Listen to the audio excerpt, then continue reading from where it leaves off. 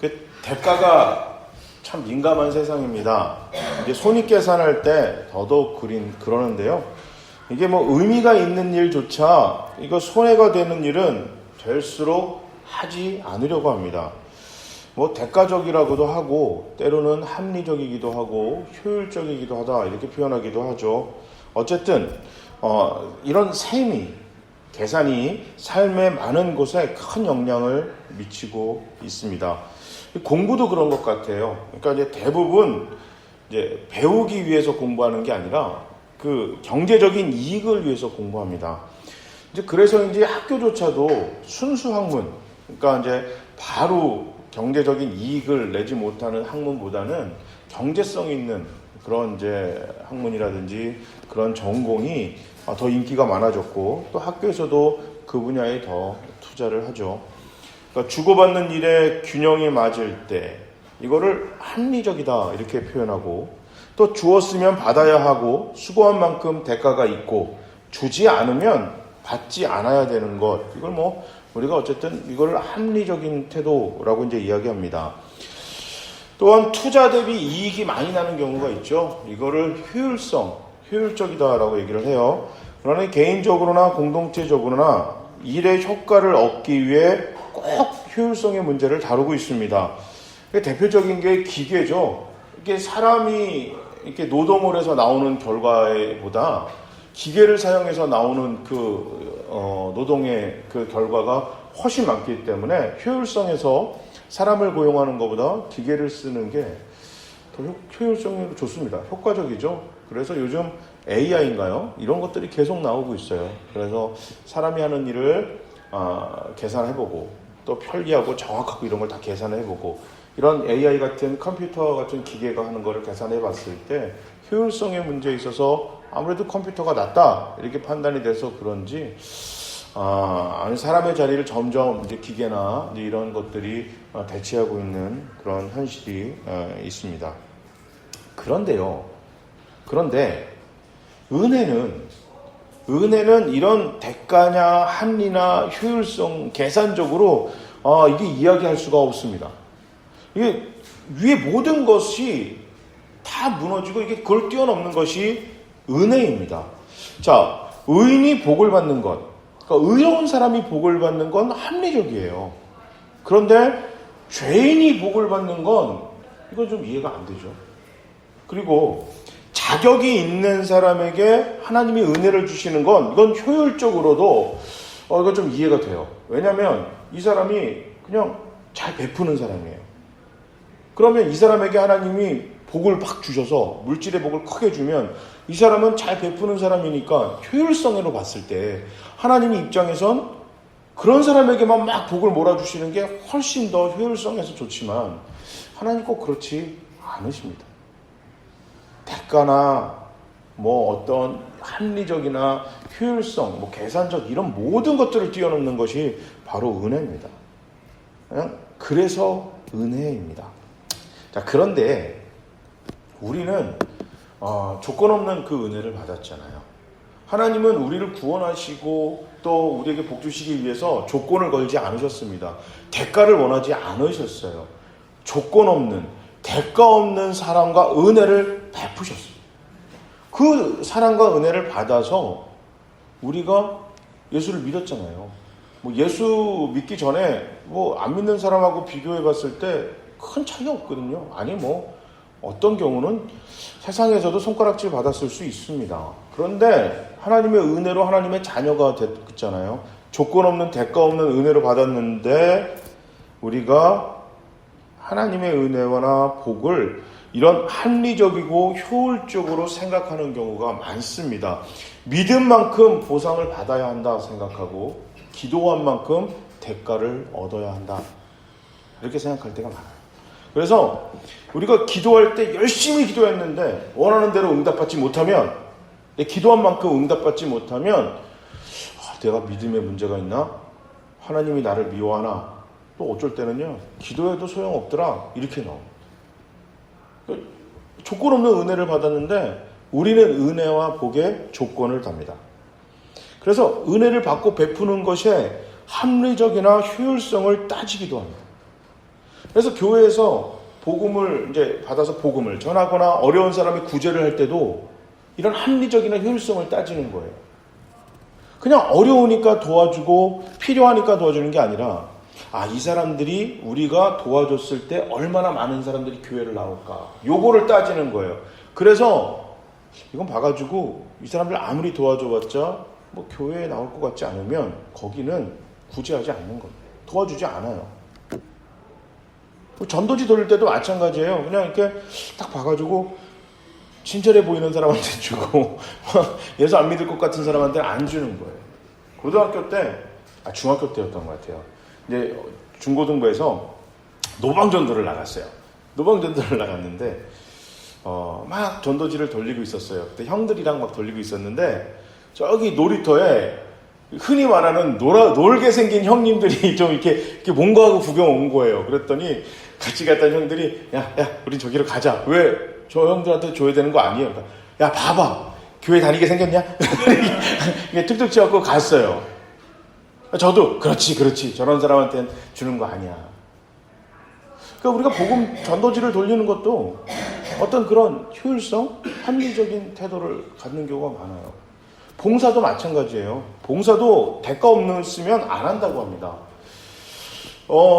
이게 비자 문제 때문에 제가 중간에 한국에 잠깐 들어왔을 때 어딜 가는데 중고등학생들이 봉사활동을 너무 많이 하는 거예요. 그래서 얼마나 마음이 뭉클했는지 야 우리 때도 저렇게 못하던 걸 우리 후배들이 하는구나. 야 우리나라가 진짜 좋아지겠다 싶었는데 나중에 듣고 보니까 이게 학교 봉사 점수 달라고 그걸 한다는 거죠. 봉사 점수 안 준다고 그러면 안 온대요. 그러니까 봉사도 대가 없으면 안 하는 겁니다. 야 이게 지금 이런 상황이 됐어요. 오늘 본문도 보면 이제 예수님께서 바리새인의 그런 이런 만찬에 초청을 받으셨습니다. 이 사람은 바리새인 중에서도 그래도 꽤 명망 있는 사람이었던 것 같아요. 예수 이름 외에도 여러 명이 초대했는데 7절에 보니까 사람들이 높은 자리에 앉으려고 지금 눈치 보고 이것 때문에 갈등이 생겼어요. 그 높은 자리는 상석이잖아요. 근데 상석은요, 그거 앉던 사람들이나 앉지, 그거 안 해본 사람들은 거기 앉으려고도 안 하고 불편해합니다. 그러니까 오늘 지금 이 본문에 나와 있는 초청받은 사람들은 한 자리 하는 사람들이에요. 한 자리 하는 사람들입니다. 그래서 예수님께서 뭐라고 비유를 하시냐면 지금 처해져 있는 상황이 혼인잔치에 가서 이 결혼식에는 전혀 관심이 없고 내가 어떤 자리에 앉느냐만 관심 있는 사람들이랑 지금 똑같다는 거예요. 아니 결혼식에 갔으면은 주인공은 신랑 신부잖아요. 그리고 뭐 부모님이 될 수도 있고 그 사람들에게 축하하고 그 사람들이 빛나게 만들어야 되는데 그거 관심 없고 내 자리 어딘가 그거부터 살피는 거. 결혼을 하든 말든 누가 됐든 그게 중요한 게 아니라 내가 얼마큼 대접받느냐가 더 중요한 그런 지금 모습이 예수님과 함께 식사하러 온 사람들의 그 태도를 보고 예수님이 혀를 끌끌 차고 계십니다. 그러면서 지금 초대했던 사람에게 바리새인 사람에게 뭐라고 또 교훈하시냐면 다음부터 누군가를 대접하고 초청하고 도와주는 이런 상황이 생길 때 가족이나 친구나 뭐 부유하거나 힘 있는 사람들에게 그 사람들만을 위해서 하지 말고 너가 그거를 베풀어서 다시 대접받지 고맙다고 그 사람들에게 어떤 것을 받지 못할 만큼 어려운 사람들도 도우라. 그 사람들도 대접하라. 이것에 대해서 예수님께서 말씀하시냐면 왜 그렇게 해야 되냐면 너가 이 땅에서 누군가를 대접하고 누군가를 도와줄 때 이게 기브앤테이크처럼 너가 죽고 대가로 뭘 받게 되면 거기로 끝이라는 거예요. 더 이상 하나님의 아무리 좋은 일을 해도 하늘의 상급도 없고 하나님의 칭찬 없으나 정말 대가 없이 조건 없이 누군가를 도와줬을 때 이걸 누가 갚아주신다? 그거에 대한 거는 너의 시간과 돈과 마음과 자존심과 모든 것은 하나님이 갚아주실 것이다 라고 12절 14절에 주님이 단호하게 말씀하십니다. 대놓고 이제 우리에게 딱 정의를 내리십니다. 물론 기왕이면 잘 아는 사람한테 하고 베풀고 도와주는 게 좋죠. 팔은 안으로 굽는다고 그게 편하고 또 좋습니다. 또 때로는 어떤 잔치 같은 걸 걸렸을 때는요, 조금 이렇게 높은 사람들이 오는 게 좋아요. 뭐 결혼식이라든지 뭐 환갑잔치라든지 뭐 돌잔치 이런 데 가면요, 화환 같은 거 하잖아요. 그러니까 저는 그 화환 별로 좋아하지 않는데 그 화환 보면 막 이렇게 써 있으면 이렇게 봐요. 친구 아버님이 돌아가셨는데 당시에 이제 우리나라에 이렇게 하셨던 몇몇 대통령 굉장히 분과 이렇게 친밀하셨던 분이에요. 돌아가셨는데 대통령 하셨던 분 3분이 화환을 보내셨더라고요. 지금 막 핸드폰 있고 그랬으면은 그 앞에서 막 사진 찍었을 거예요. 오, 대박! 그러면서 이렇게 했을 텐데, 그걸 보면서 눈길이 가는 건 어쩔 수가 없더라고요. 오, 월급부터 보는 게 되더라고요. 그러면서 자리를 빛냈다. 이런 표현도 많이 하잖아요. 누가 오셨습니다. 뭐 자리를 빛내주셨습니다. 와, 박수를 치는데, 들을 때마다 뭔 자리를 빛냈다는 거야. 거기는 뭐 이렇게 조명이 더 나오나? 이렇게 그런 생각이 들 때가 있어요. 자, 왜 그렇게 뭐 그 사람들이 오는 걸 바라죠? 그 사람들이 오면 품격이 올라갔다고 생각하고 또 그 힘 있는 사람들한테 잘하면 어떤 대가가 오기 때문에 그 대가 바라고 합니다. 대가 없이 그렇게 안 하거든요. 왜 주님 뭐라고 하냐면 세상의 빛남에 취해서 대가나 어떤 칭찬이나 인정받기 위한 베품과 나눔과 어떤 그런 자리에서 아무리 찬란하게 빛나봤자 그거는 일시적이다. 한정되었다라고 해요. 그 자리뿐만이다. 더 이상 그 이상 그 이하도 아니다. 주님 이렇게 얘기하세요. 마치 반딧불이 그 저녁에 반짝반짝 빛나지만 그거 뭐 길게 가야 하루 이틀입니다. 그것과 같습니다. 세상의 조건적인 우리의 행위나 조건적인 대접과 조건적인 아름다운 일들은 그런 과시하고 싶은 것은 위선이고 한시적이고 그건 아무것도 아니다. 하나님이 별로 크게 신경 쓰지 않으신다. 주님 이렇게 교훈하고 계십니다. 선한 사마리아 사람의 이야기 아실 거예요. 그 가다가 강도를 만나서 유대인이 쓰러지고 그리고 그것을 본 유대인을 본 제사장이나 레위인은 그냥 지나쳐가고 사마리아 사람이 그 사람을 도와줬다라는 이야기입니다. 제가 그냥 혼자 생각하는 거예요. 성경에 나온 이야기는 아닌데 만약에 이 강도 맞아서 지금 쓰러져 있는 사람이 제사장이나 레위인이 봤을 때 알만큼 힘 있는 사람이었다면, 만약에 무슨 로마 백부장이 거기서 쓰러져 있었다면 과연 그냥 지나쳤을까라는 생각을 해봅니다. 물론 뭐 지나쳤을 수도 있어요. 종교적인 율법적인 이유나 아니면 무서워서 지나칠 수 있었지만 지금 예수님 당시에 종교 지도자들 또 정치 지도자들의 그런 행태를 보면 셈이 엄청 빠릅니다. 자, 그리고 굉장히 신분에 대해서도 민감하고요. 주고받는 것에 그런 그 계산이 엄청 박습니다. 그런 상황에 이 쓰러진 사람에게 뭔가를 얻을 수 있다? 이거를 알게 되면요, 두 팔 걷어붙이고 아마 도와줬을 겁니다. 그럼 막 엄청 떠벌렸을 거예요. 내가 막 구해줬잖아. 내가 그 위험한 데서 내가 이 사람을 건져줬잖아. 그리고 엄청 생색냈을 겁니다. 지금 오늘 본문에 이 사람들이 바로 그 선한 사마리아 이야기에 나오는 그 사람들이랑은 거의 같은 종류의 부류의 사람들이거든요. 남의 잔치집에서 와서 귀한 자리 그거 뺏으려고 혈안이 된 사람들, 세상에서 인정받고 칭찬받고 세상에서 그런 대가성에 있는 그런 행위에만 혈안이 된 사람들, 그 사람들이 지금 예수님이 경고하고 교훈하시고 안타까워하는 사람들이고 아마도 지금 우리랑 크게 다르지 않을까 한번 걱정스러운 마음으로 설교를 합니다.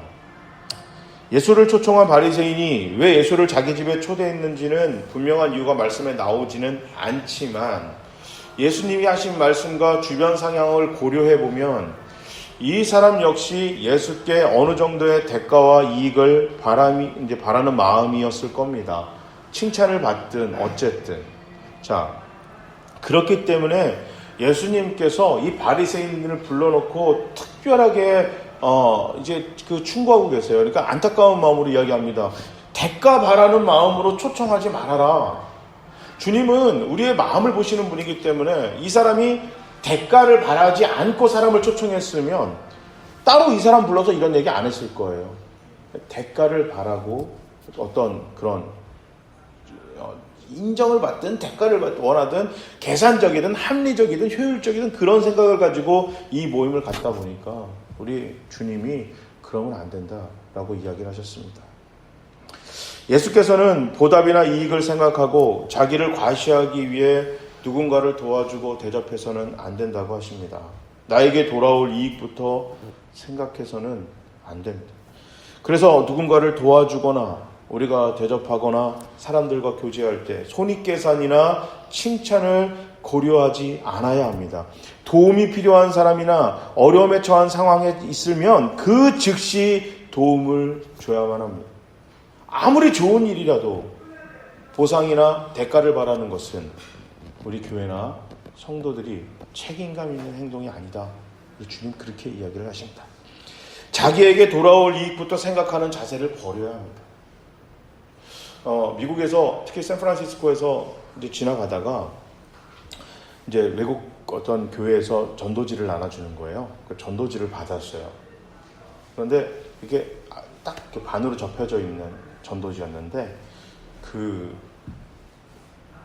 겉표지에 뭐라고 적혀 있었냐면 unconditional, 그러니까 조건 없는, 그리고 뒷면에 love, 조건 없는 사랑, 조건 없는 사랑.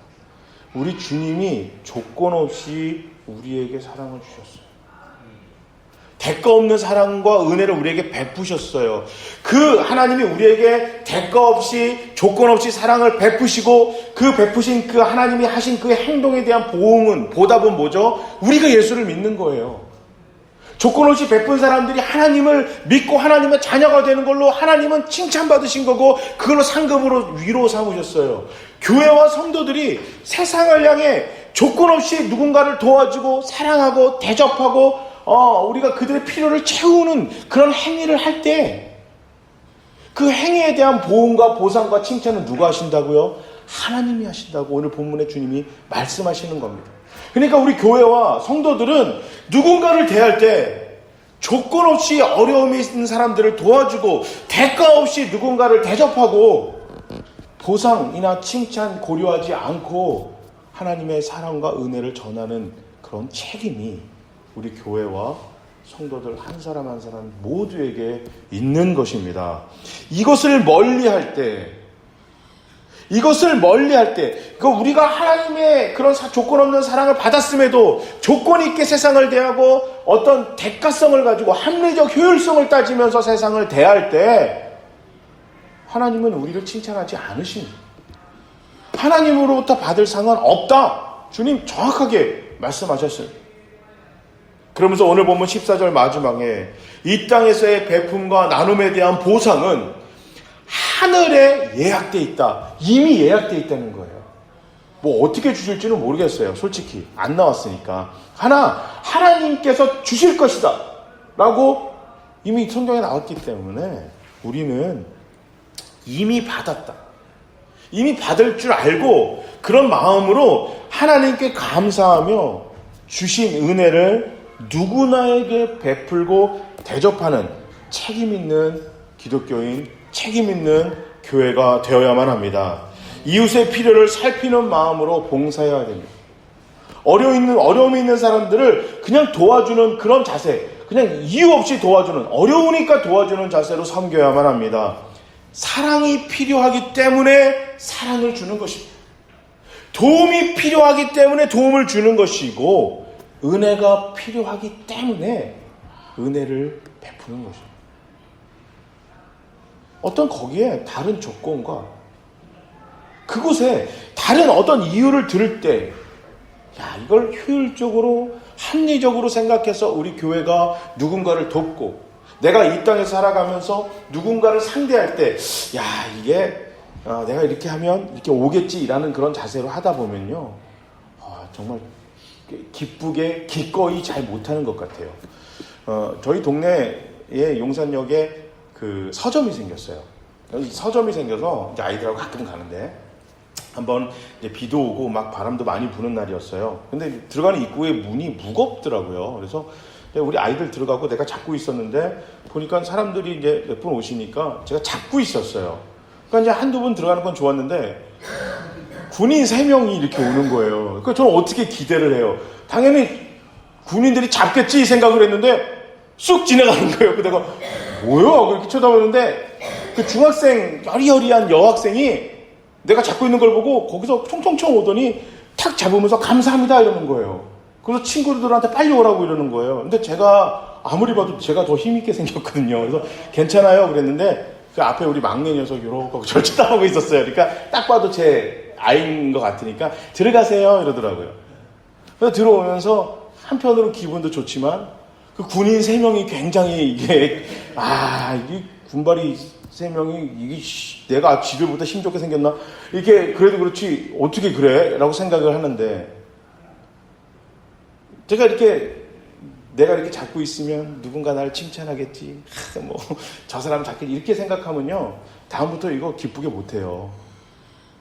그리고 특히 군인들 보면 어떡하겠어요? 휙 닫겠죠. 이렇게. 니들이 들고 들어와. 이렇게 생각할지 모르겠어요. 군인이 됐든 농구 선수가 됐든 축구 선수가 됐든 애기가 됐든 상관없이 우리가 문 열고 그 잡아주는 게 뭐 그렇게 대단한 일이라고요. 그게 뭐 돈이 들어가요. 무슨 뭐 그렇게 대단한 게 있나요? 그냥 잠깐 잡고 있는 건데 몇 시간 잡는 것도 아닌데. 그렇죠? 부모의 사랑이 조건 없는 사랑이라고는 하지만 실제로 안 그럴 때가 많습니다.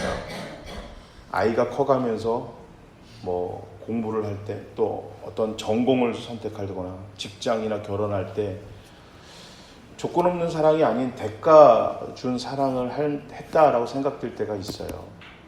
물론 아이가 커가면서 올바른 길로 가고 해야만 하는 걸 해야 되고 하기 때문에 잔소리도 하고 때로는 혼도 내기도 하고 격려도 하지만 이 아이가 나쁜 걸 선택하는 거 아니라 자기의 행복과 자기의 그거를 해서 선택을 할 때 내가 싫어서 반대하는 경우가 꽤 있습니다.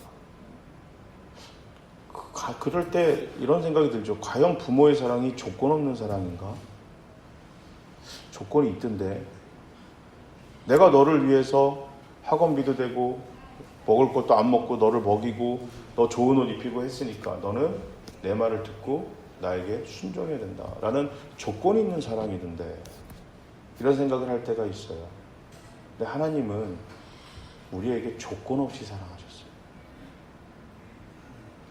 조건 없이 은혜를 베푸셨어요. 그 조건 없는 사랑과 그 은혜를 베푸는 그것이 우리 교회와 성도들이 세상을 향해 그렇게 하기를 바라고 계시고 그 행동이 책임감 있는 교회와 그리스도인들, 기독교인의 행동이다. 우리 주님 말씀하십니다. 작은 것부터 실천해 봅시다. 진짜 작은 것부터 조건 없이 그냥 이걸 했으니까 이걸 해줘 이런 조건 달지 말고 그냥 필요하면 필요를 채워줘 보고 슬퍼하고 있으면 잘했건 잘못했던지 간에 먼저 위로부터 하고 그 다음에 도움이 있는 곳에 도움을 줄 수 있는 그래서 조건 없이 할 때 하나님이 갚아주신다고 그랬잖아요. 하나님이 갚아주십니다. 이거를 한번 집에서부터도 한번 훈련해 보세요.